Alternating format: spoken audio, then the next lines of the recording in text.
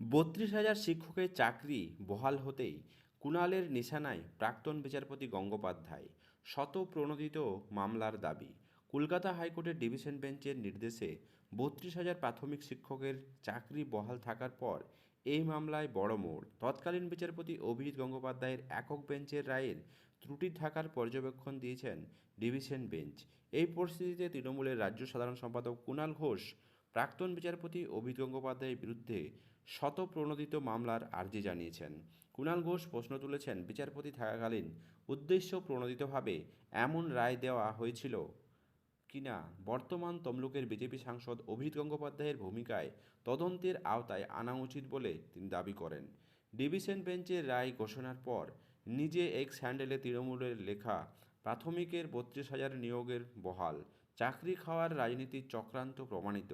সেই আইনজীবী, নেতা, সংশ্লিষ্ট শকুনেরা প্রকাশ্যে ক্ষমা চান। তিনি আরও বলেন, বিচারপতির চেয়ারে বসে রাজনীতির ইস্যু তৈরি করে সাংসদ হতে যাওয়ার ব্যক্তির ভূমিকা তদন্তের আওতায় থাকা উচিত। কারণ উনি বিচারপতির চেয়ারে বসে অন্যায়ভাবে ইস্যু তৈরি করেছেন, তারপর চাকরি ছেড়ে বিজেপিতে গিয়ে সেই ইস্যুতে রাজনীতি করছেন।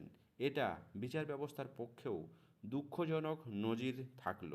কুণাল ঘোষ আদালতের নৈতিকতার প্রশ্নে শতপ্রণোদিত মামলা শুরু করে তদন্ত করানোর জন্য অনুরোধ করেন। উল্লেখ্য, লোকসভা নির্বাচনের আগে আচমকা বিচারপতিদের পদ ছেড়ে বিজেপিতে যোগ দেন অভিজিৎ গঙ্গোপাধ্যায়। এইদিকে ডিভিশন বেঞ্চে চাকরি বহাল রাখলেও নিয়োগ দুর্নীতির তদন্ত চলবে বলে জানিয়েছে।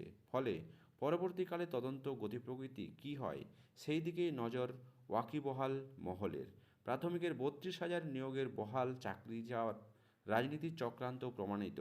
সেই আইনজীবী, নেতা, সংশ্লিষ্ট শকুনেরা প্রকাশ্যে ক্ষমা চান। কোথাও কোনো অনিয়ম হলে সেই সব ক্ষেত্রে তদন্ত হোক, ব্যবস্থা হোক, কিন্তু তার জন্য সকলে চাকরি খেয়ে মানুষের চোখের জল নিয়ে রাজনীতির কারবারিদের মানুষ জেনে নিন। এভাবেই কিন্তু কুণাল ঘোষকে একভাবে আক্রমণ করতে দেখা গিয়েছে অভিজিৎ গঙ্গোপাধ্যায়ের বিরুদ্ধে। দর্শক, বাংলার রাজ্য রাজনীতিতে এইভাবে একজন বিচারপতি, প্রাক্তন বিচারপতি এবং সেই বিচারপতিকে একজন তৃণমূলের নেতা যেভাবে আক্রমণ করেছেন, সেটির কি কোথাও যৌক্তিকতা আছে? অবশ্যই আপনার মত কমেন্ট বক্সে কমেন্ট করে জানাবেন। চ্যানেল নতুন হলে চ্যানেলটি সাবস্ক্রাইব করে পাশে থাকবেন।